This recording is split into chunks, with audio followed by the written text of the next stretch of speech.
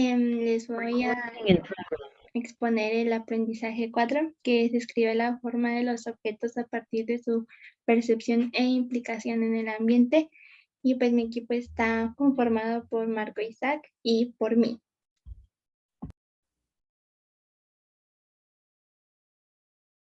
La importancia de advertir la percepción sensorial es en virtud de conocer la capacidad humana para captar a través de los sentidos las señales exteriores que permiten estar al tanto del entorno. Así, las sensaciones visuales registran formas y colores por medio de la vista, la luz y la memoria. La auditiva representa la interpretación y comprensión mental sonora. La sensación olfativa es la captación de estímulos que excitan los receptores olfativos. Gustativa es la sensación que registra el sabor e identifica sustancias solubles en la saliva a través de las papilas gustativas. Y la sensación táctil es captada por las terminaciones nerviosas ubicadas en la piel.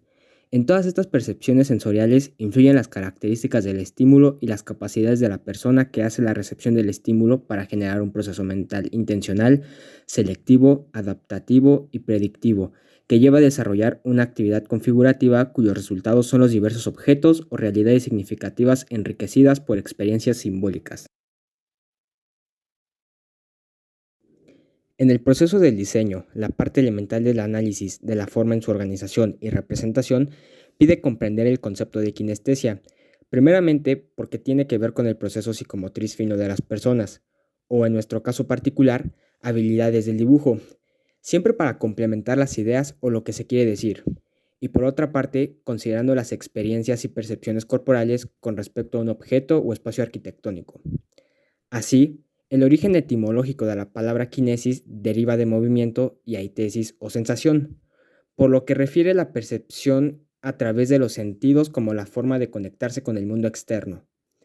Por lo mismo, los canales de comunicación se desarrollan de diferente manera en cada persona, pues el movimiento permite definir un sentido de orientación, ya sea visual, auditivo o del movimiento kinestésico. La kinestesia es la forma en que se percibe el ambiente a partir de estímulos que se transforman en un conjunto de sensaciones nerviosas que producen respuestas en el individuo y quedan en la experiencia corporal para establecer el entorno, el control del equilibrio en contra de la gravedad y realizar actividades como caminar, pararse, pasear, bailar, agarrar, hablar y dibujar, por mencionar algunas. Los estímulos se captan y se les otorgan diferente significado de acuerdo a la formación familiar, social y cultural recibida. La importancia del dibujo apunta al desarrollo del hemisferio derecho del cerebro, a formas de aprendizaje de la espacialidad indispensables para un buen desempeño en el diseño ambiental, para lo cual se recomienda pensar visualmente, hacer garabatos y trazos que orienten a representar las ideas y explicar conceptos. El aprender se da cuando se retiene la información, y estas maneras de aprender son visual, auditiva, lectoescritora y kinestésica, y cuando se realizan los garabatos, todas ellas se utilizan. El funcionamiento kinestésico de las personas va a llevar a determinar qué lugares van a ser de agrado y cuáles no. Muchas de las veces esto va a ocurrir de manera totalmente inconsciente, pero aquí el papel del diseñador va a ser definir y orientar el diseño de los espacios arquitectónicos, urbanísticos o paisajísticos de forma totalmente consciente e intencional para determinados propósitos. Asimismo, definir la percepción en un tiempo y espacio que le va a permitir a los usuarios consolidar su sentido de identidad y pertenencia al lugar. En consecuencia, el funcionamiento kinestésico va a permitir la relación espacial en proporción y orientación permanente en las tres dimensiones del espacio. Las personas elaboran diversas tareas a partir de sus sentidos: tacto, audio, olfato, vista y gusto, los cuales deben ser considerados por el diseñador para poder elaborar sus diseños. Un ejemplo de esto puede ser el seguidor de pupila para las personas con discapacidad motora, en donde se utilizan rayos infrarrojos, los cuales leen los movimientos ubicando en un plano espacial desde el cual se controla el visor. El espacio y tiempo conforman nuestra percepción de la realidad. Son intuiciones para el público general y constituyen herramientas de conocimiento imprescindibles del diseñador. Tienen magnitudes infinitas en las cuales se puede imaginar un objeto en un espacio. Igual, es posible figurarse un acontecimiento en un tiempo, pero lo que nunca se va a poder es un acontecimiento sin un tiempo. La intuición cotidiana y construcción científico-filosófica que permitió la comprensión tanto de las impresiones físicas de las experiencias y las conductas humanas o hechos históricos en espacios y tiempos determinados, como recobrar valores éticos, ecológicos y estéticos de los objetos culturales que han trascendido hasta nuestros días, siendo todo esto para el diseño muy relevante. No olvidemos que la percepción del tiempo y de las formas que lo componen se construye a través del sentido del equilibrio y de las impresiones que genera cada componente, de tal manera que puede provocar sensaciones de opresión o libertad, de relajación o ímpetu, confort o desagrado para realizar diferentes actividades. Cada sensación y el conjunto de percepciones que logrará que las personas se vean identificadas o no con los espacios diseñados para los diferentes ámbitos en los que se desarrollarán.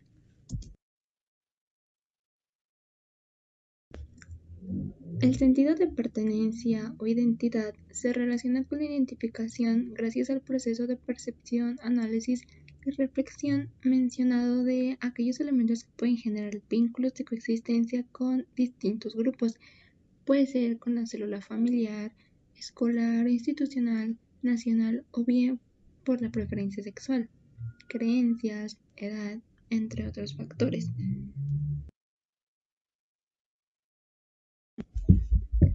Las emociones que se experimentan a lo largo de la vida forman parte importante en el desarrollo de las personas, por lo que es importante considerar que el diseño de objetos y especialmente de los espacios que habitamos como factores externos producen estímulos, afectan directamente la percepción del mundo y de la vida de cada individuo y se producen respuestas específicas en los habitantes de una localidad, un grupo con características particulares, como puede ser lenguaje, costumbres, creencias, hasta incluso el tipo de enfermedades que puedan llegar a tener. Determinadas estas por el ritmo de vida, los espacios por los que se transita o en donde estudia o trabaja o el nivel de seguridad que hay en la zona que se frecuente. Emociones espontáneamente vividas por los habitantes de un determinado tiempo y lugar, pero las cuales son resultado de la consciente percepción y creativa conjugación de factores previstos por el diseño ambiental para alcanzar dichas respuestas.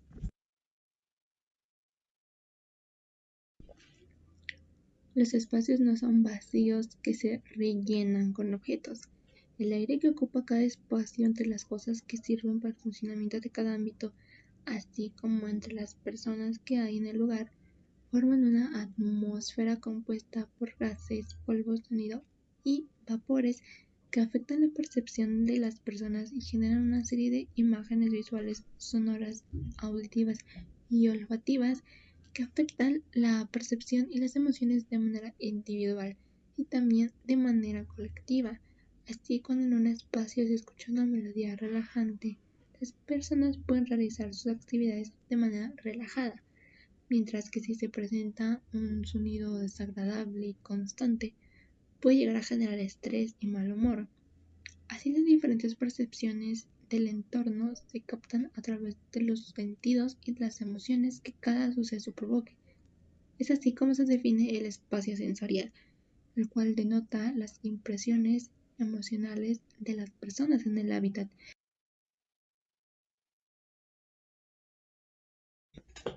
Es así como la kinestesia se percibe en el esquema corporal, en un espacio y tiempo, con acciones coordinadas en el desplazamiento. Es una orientación espacial que manifiesta la habilidad de las personas para resolver problemas a través de la utilización de su cuerpo, como pueden ser bailarines, arquitectos, escultores, cirujanos, artistas visuales, dibujantes, entre otros, ya que tienen una noción precisa del control para la coordinación entre la vista y el movimiento de las manos, pues manejan una inteligencia kinestésica muy elevada, Todas las experiencias percibidas evocan a un tiempo y espacio por el cual se prefiere estar o no, de manera consciente o inconsciente, de tal manera que el papel del diseñador es descubrir y aportar condiciones convenientes para la apropiación del lugar.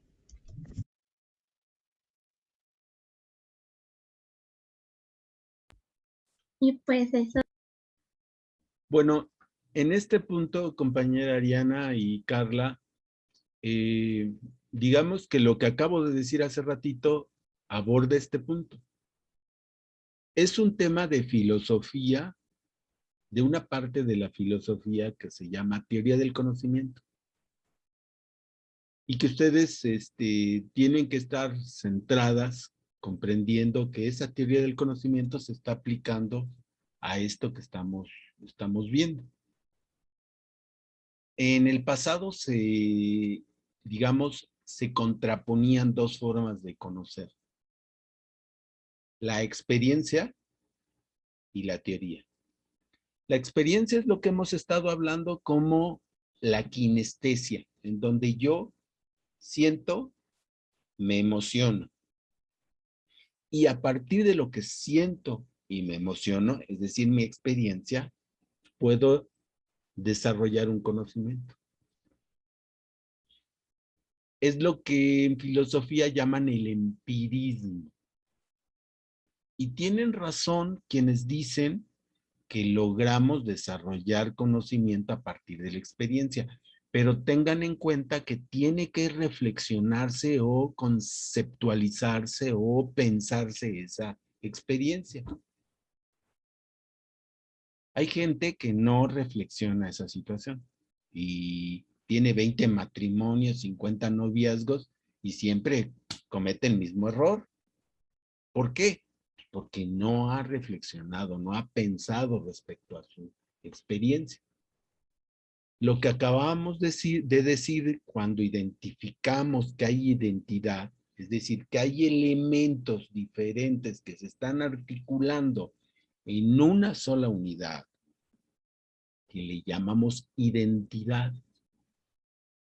Por ejemplo, ustedes van al centro histórico de nuestra Ciudad de México y se van a dar cuenta que hay una unidad. ¿En qué sentido? En que los edificios son coloniales. La mayor parte de los edificios son coloniales y hermosos, con ciertas características.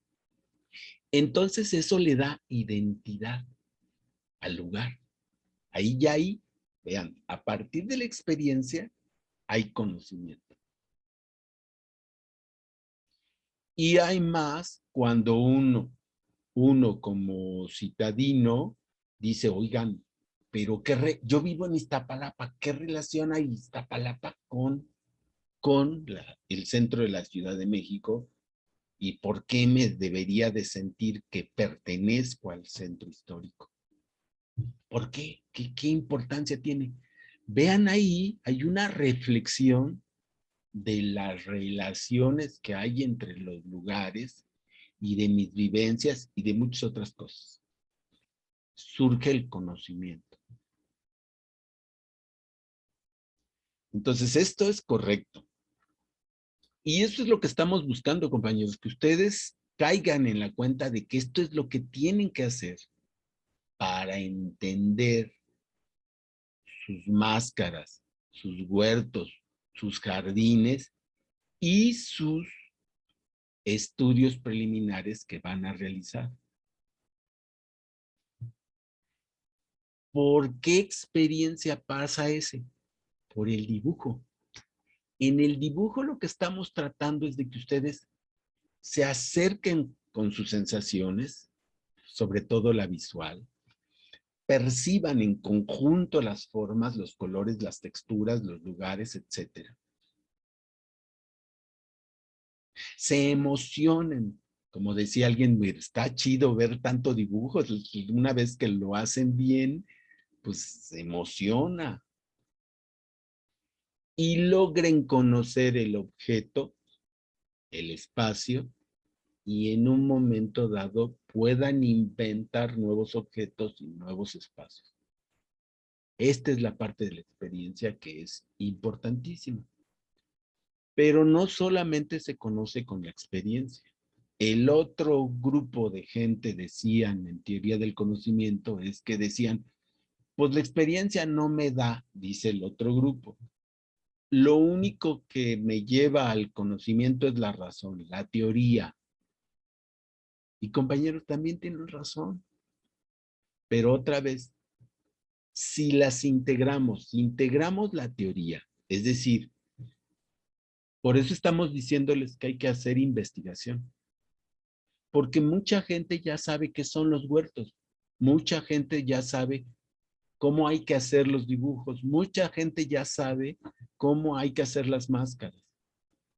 Entonces, si yo tengo la experiencia o estoy desarrollando mi experiencia y la junto con lo que otros ya han hecho como teoría de qué es un alebrije, qué es un juguete tradicional en sus desarrollos de procedimientos, quiere decir que han sistematizado su experiencia y han hecho teoría, han hecho un procedimiento de cómo se hace eso.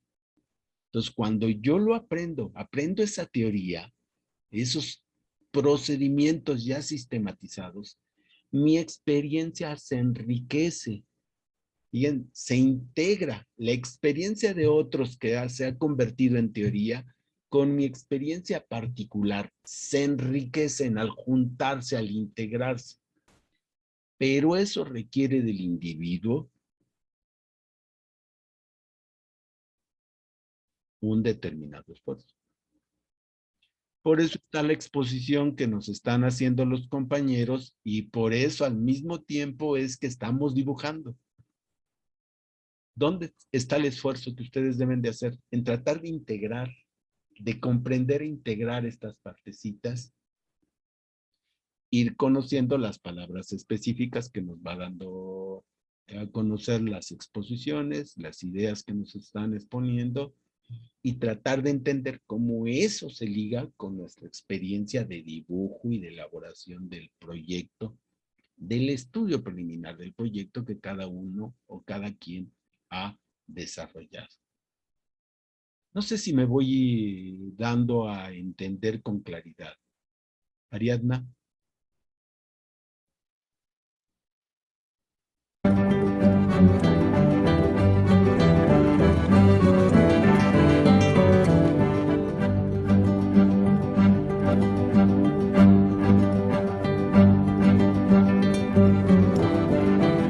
¿Qué es proyectar?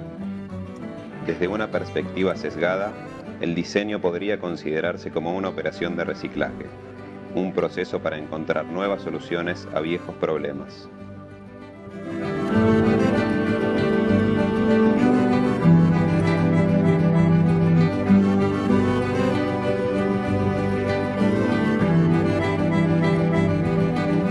A lo largo de los 20 años que dictamos la materia y con todas las experiencias distintas que realizamos en ese tiempo, tenemos casi una sola certeza.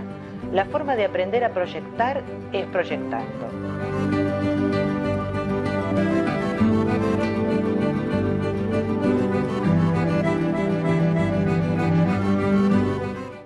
En el 2002 visité la exposición de contenido neto que Alejandro Sarmiento y Miki Friedenbach hicieron en el Centro Metropolitano de Diseño. Ahí vi por primera vez las enormes posibilidades que tenía el PET como material para ser trabajado. El PET es el plástico con el que están hechos la mayor parte de los envases de gaseosas y de agua mineral. No se degrada, no es biodegradable. Es un material que nació para ser reciclado.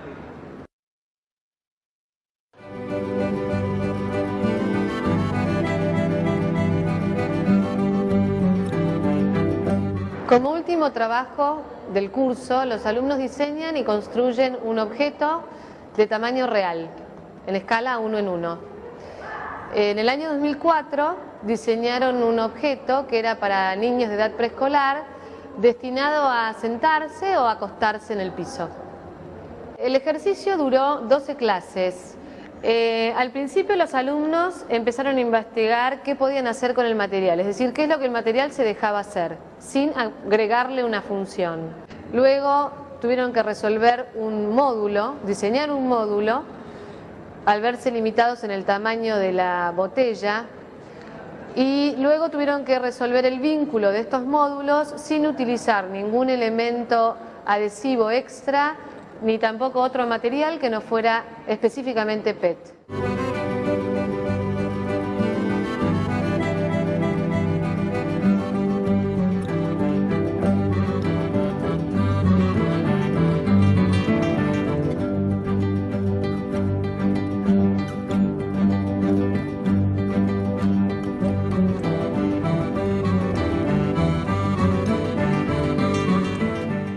La verdad que fue un trabajo bastante difícil, sobre todo en la cuestión de buscar el material, porque botellas hay en todas partes. Lo que pasa es que hay que buscar en la basura, hay que salir a la calle y empezar a buscar cosas, empezar a buscar botellas en todos lados. Lo que buscábamos también era lograr desmaterializarla y lograr que el producto terminado, o sea, si bien venía el mismo material, no parecía ser una botella, sino los componentes partían de ahí. Lo que nos interesaba porque era trabajar con el material, pero no es de la forma de la botella. Cuando empezamos el trabajo, la consigna como que sonaba un poco rara porque ver una botella así armada es muy difícil imaginarse todo lo que uno puede trabajar. Lo primero fue empezar a experimentar y cortar la botella de muchísimas maneras para ver qué se podía armar. Y a raíz de eso, cuando uno ve un producto terminado, por ahí es muy difícil darse cuenta que puedes armar una botella. Bueno, nuestro trabajo se basó en el tejido. Hicimos tiras con la botella de plástico, la sacamos con esta herramienta que es una cuchilla de trincheta puesta en una madera. Tiene todo un sistema que cuando la pones en la botella así, sacas tiras que pueden ser de distinto grosor, depende del espacio que haya entre la cuchilla y la madera.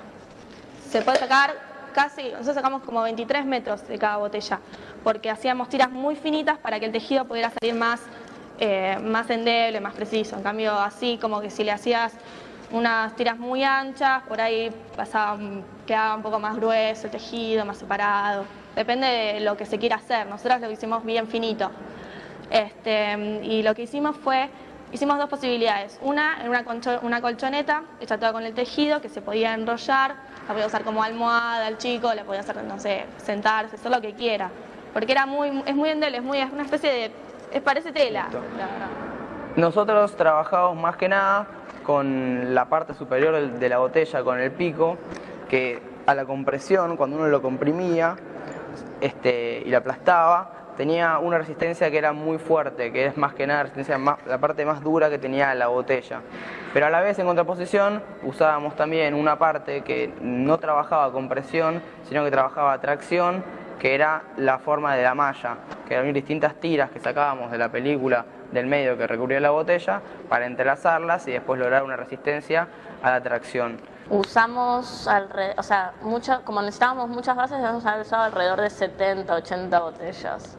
Si bien lo nuestro era como bastante precario, vimos que se pueden usar para cosas bastante útiles las botellas. Y como que lo más flashero fue las cintas, porque se pueden coser, Usamos más o menos para el trabajo terminado de unas 120 botellas, más que nada para las estructuras modulares y las luces, y en su totalidad la botella.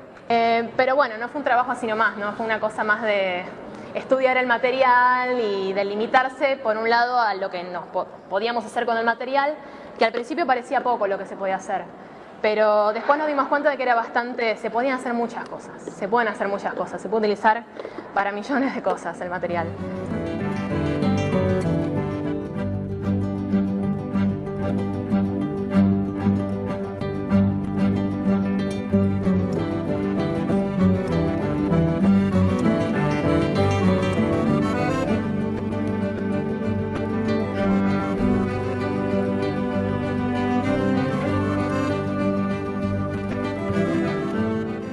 Como el diseño estaba destinado a ser usado por chicos, algunos alumnos propusieron que los objetos se pudieran usar de varias maneras, según lo que la imaginación de los nenes pudiera generar.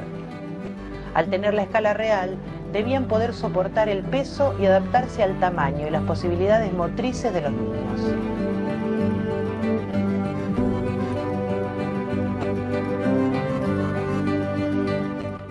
Como para los chicos la actividad principal es el juego, los objetos para sentarse se transformaron en juguetes.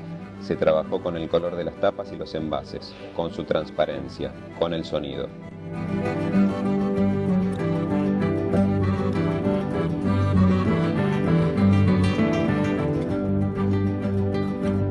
¿Cómo se aprende a proyectar? ¿Cómo se enseña? Ayudando a descubrir nuevas posibilidades, induciendo a mirar la realidad de una manera distinta, otorgando nuevos significados a las cosas, experimentando, reconociendo una responsabilidad social. En la realización de este trabajo, más de 400 alumnos de la carrera reciclaron más de 80.000 envases de PET, que dejaron de ser residuos contaminantes para encontrar un nuevo destino, como objetos nuevos.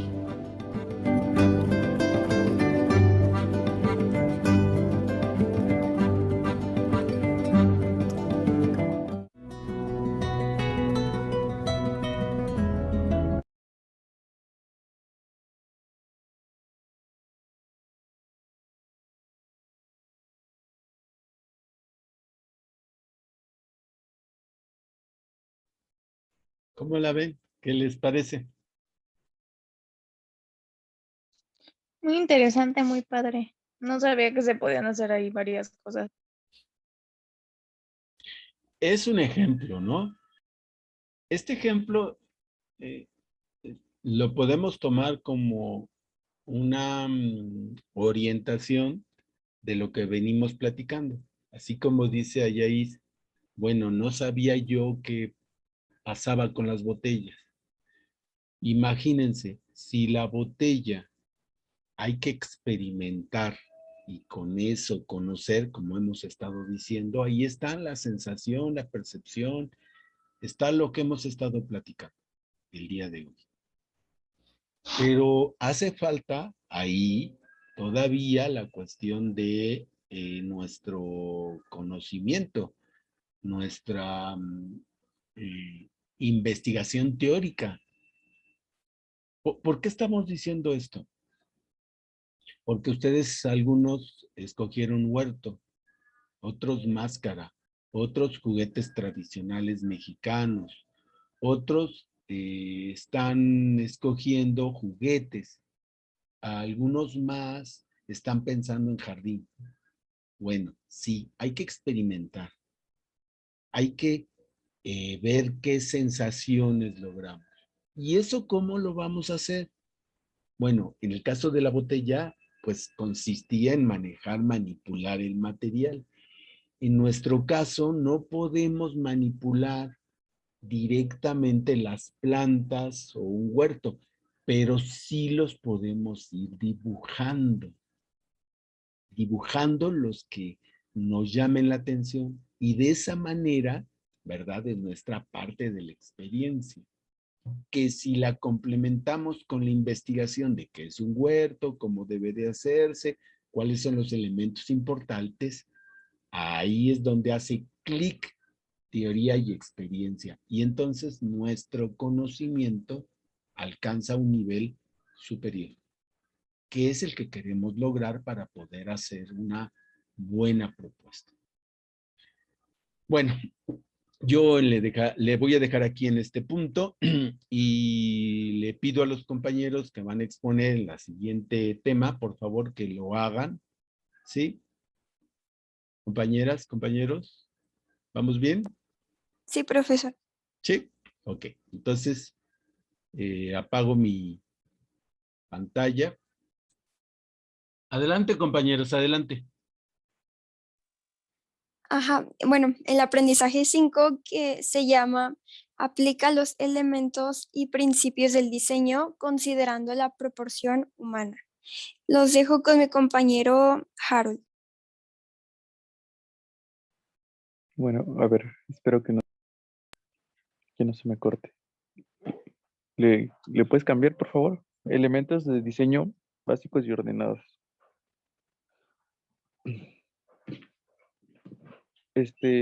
Diseñar es prever la forma de un objeto, simular sus características, organizarlas es un proceso de aproximación, a su apariencia final.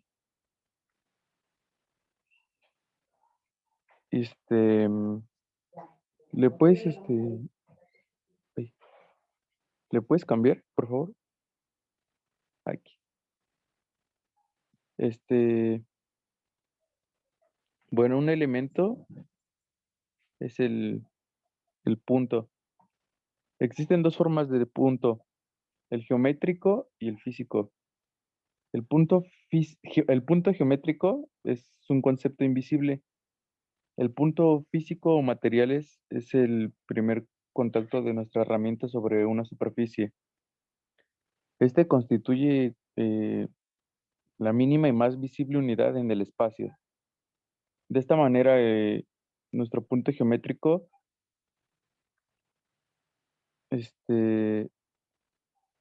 adquiere cierto tamaño y recubre cierta parte de la superficie y ciertas líneas que lo aíslan de aquello que lo rodea. La ubicación del punto en una superficie produce la sensación de equilibrio si se coloca en el centro, de desequilibrio si se coloca en un extremo, y dos puntos producen la sensación de una línea o más que conforman diversas superficies. A ver, la línea,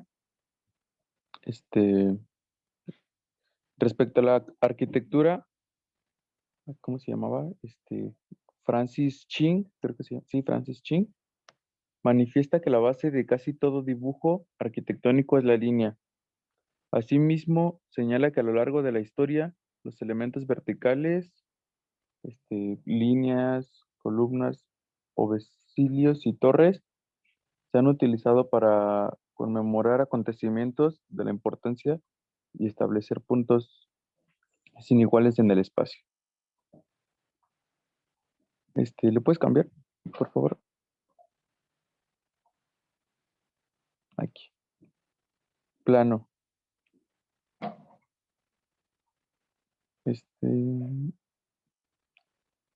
En arquitectura, los planos se definen tridimensionalmente, volúmenes de forma y espacio, las propiedades que designan a cada plano, tamaño, forma, color, textura, como su relación espacial entre las mismas, determinan el último término de las propiedades visuales de la forma.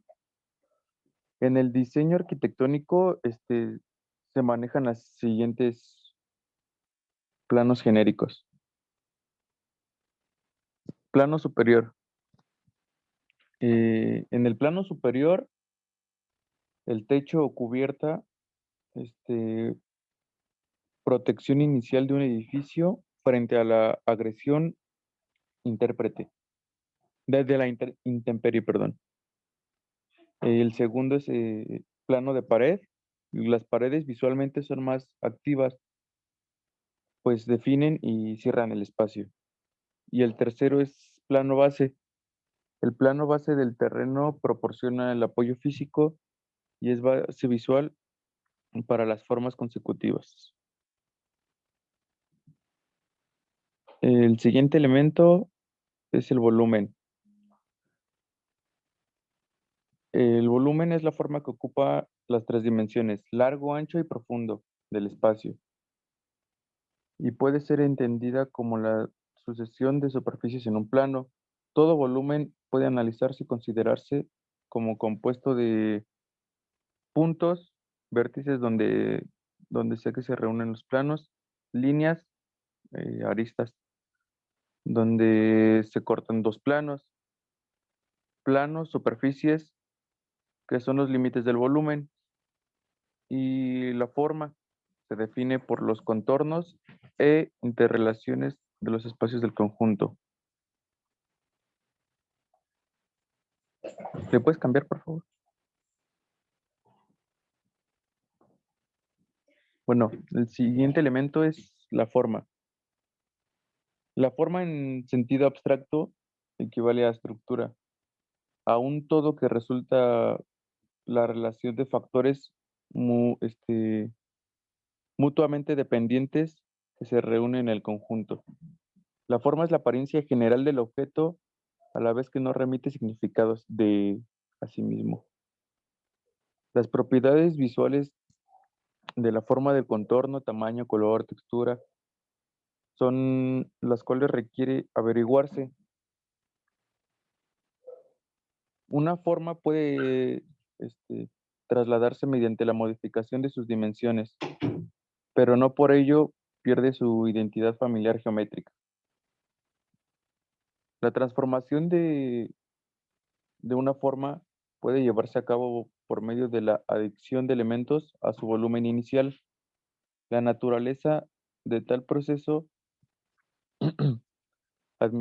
admitió supondrá la conservación o la modificación de la identidad de la forma original. El siguiente elemento es tamaño.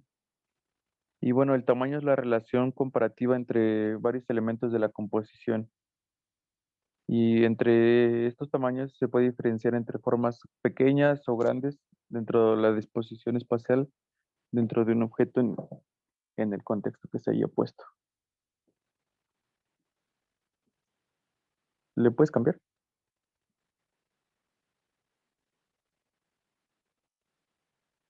Textura. Bueno, el siguiente es textura.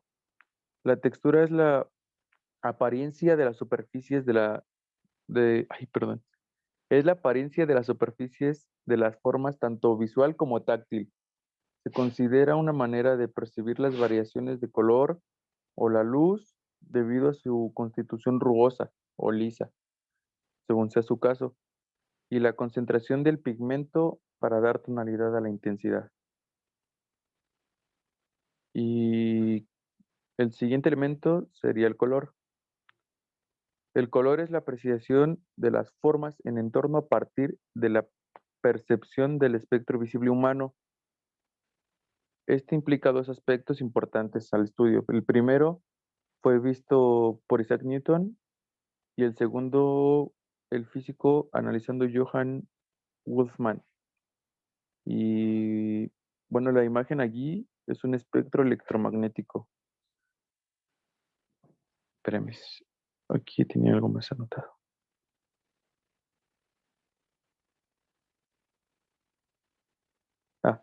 En la aplicación del color, algo fundamental que se tiene que considerar es el manejo de la armonía cromática, tanto como de colores, luz y pigmento, como la identificación de los colores primarios, secundarios y complementarios o de contraste,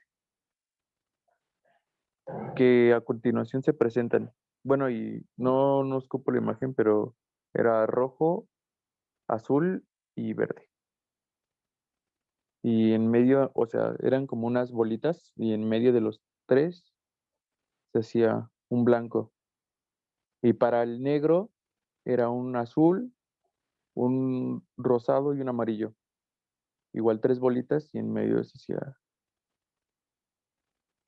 el blanco. Y bueno, creo que les paso a mi compañera Claudia. Bueno, ahora yo les voy a hablar sobre los elementos del diseño, pero clasificados como ordenadores. El primero es la proporción, que pues su esencia o objetivo es crear un sentido de orden en los elementos de un diseño. Sus métodos antropomórficos están basados en las dimensiones y proporciones del cuerpo humano. Y pues un ejemplo de esto es el sistema modular, que es un sistema de medidas que mantiene la escala humana en todas partes. Y las 10 dimensiones principales del cuerpo humano son la estatura, el peso, la altura en posición sedente, o sea, sentada, distancia entre nalga y rodilla, distancia entre nalga y el politeo, la separación entre codos, separación entre caderas, altura de rodillas, altura de popliteos, y la anchura de muslos. Bueno, para el diseñador ambiental es importante conocer estas dimensiones ya que el tamaño de los elementos constructivos, como son las ventanas, escaleras, edificios, etcétera, se calibran, su tamaño se calibra con relación a estas dimensiones del cuerpo humano. Y pues esto con el objetivo de hacer un espacio adecuado en el que pues el hombre pueda moverse con facilidad, comodidad, entre otras cosas. El siguiente elemento es el ritmo, que es la secuencia con que aparecen los elementos que componen el diseño, como el orden, la repetición y su organización. El ritmo se basa en utilizar los espacios, direcciones, volúmenes, texturas y proporciones. El siguiente es el equilibrio, que expresa la estabilidad y seguridad de la estructura. Y pues esto es como el resultado de la escrupulosidad o el cuidado que se tuvo a la inercia de la gravedad.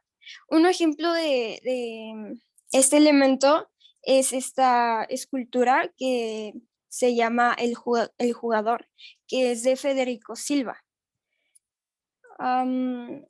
Bueno, la expresión visual, el dibujo. El dibujo es un proceso que representa la realidad o una idea mediante el trazado de líneas en una superficie. Sus habilidades básicas proporcionan al diseñador el conocimiento de la línea, como los contornos, espacios, etcétera, y también conocimiento del valor, tal como los contrastes de luz y de sombras.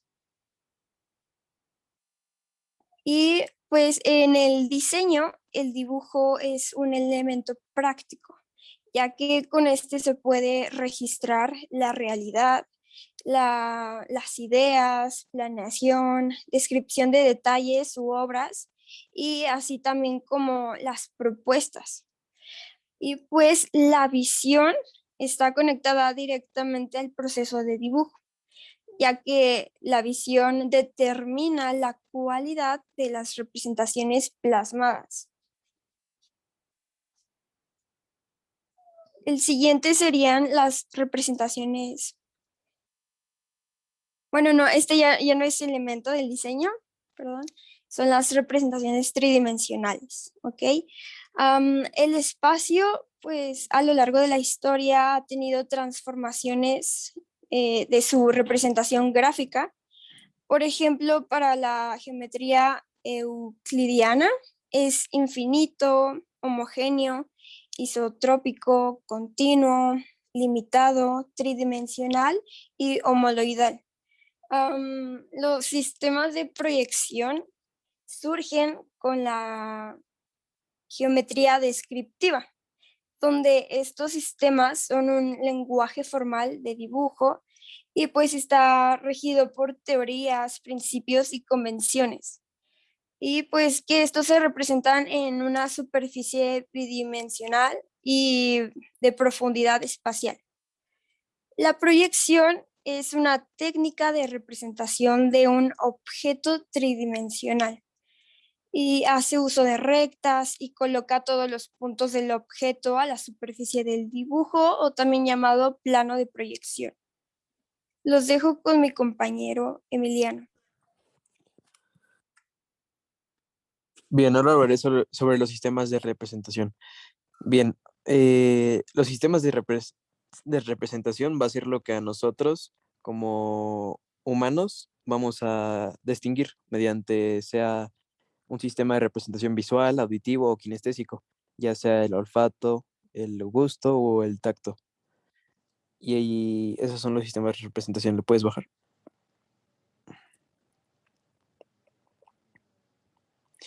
Tenemos lo que son las proyecciones asonométricas. Bien, una proyección asonométrica consiste en representar un sólido de manera tal que dibujando en una hoja se vea un bulto, tomando en cuenta sus tres dimensiones referidas a los tres ejes. cuya suma es 360 grados. Las proyecciones isométricas pueden ser de tres tipos. Una proyección isométrica, esta es cuando los ángulos que forman los ejes auxiliares son iguales a 120 grados. Las proyecciones trisométricas es cuando los tres ejes auxiliares forman tres ángulos desiguales. Y las proyecciones dimétricas, cuando los tres ejes auxiliares forman dos ángulos iguales y uno desigual. Siguiente, por favor.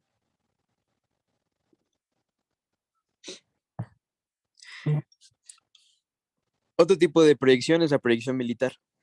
Y a semejanza de la isométrica, las líneas horizontales que apuntan a la izquierda se representan con una inclinación cualquiera y las líneas horizontales que apuntan a la derecha se representan inclinadas con un ángulo que es complemento del anterior.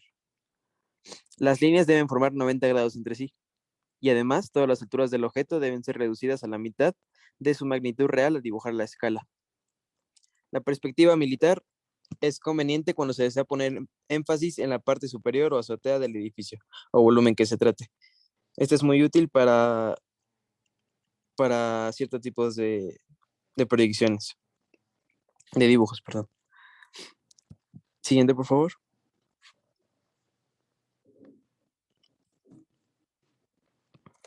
Ahora hablemos acerca de las perspectivas.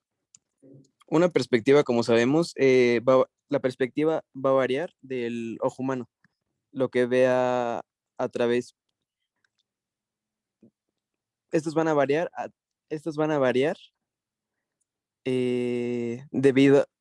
dependiendo de la posición, volumen o situación que esté ocurriendo en el espacio en ese momento respecto al ojo del observador. Esa es la perspectiva y siempre va a variar entre sí. La perspectiva, en tanto proyección cónica, representa los objetos tal como se ven. La perspectiva cónica es el tercer tipo principal de dibujo en el grafismo del diseño ambiental. Las perspectivas tienen 4 características principales, que son las que contienen el sentido de espacio, de profundidad y tercera dimensión, dentro de los límites de un dibujo 2D. Bien, como características principales tenemos la convergencia, que son las líneas paralelas hacia un punto de fuga al alejarse del observador. La perspectiva aparente es la disminución de tamaño en objetos de igual magnitud a medida que el observador se va alejando. La superposición de formas, que irá variando dependiendo de dónde se encuentre el observador. Y el escorzo, donde las perpendiculares a la línea del horizonte del observador parecen disminuir mientras el observador va girando. Listo, eso fue todo. Gracias por su atención.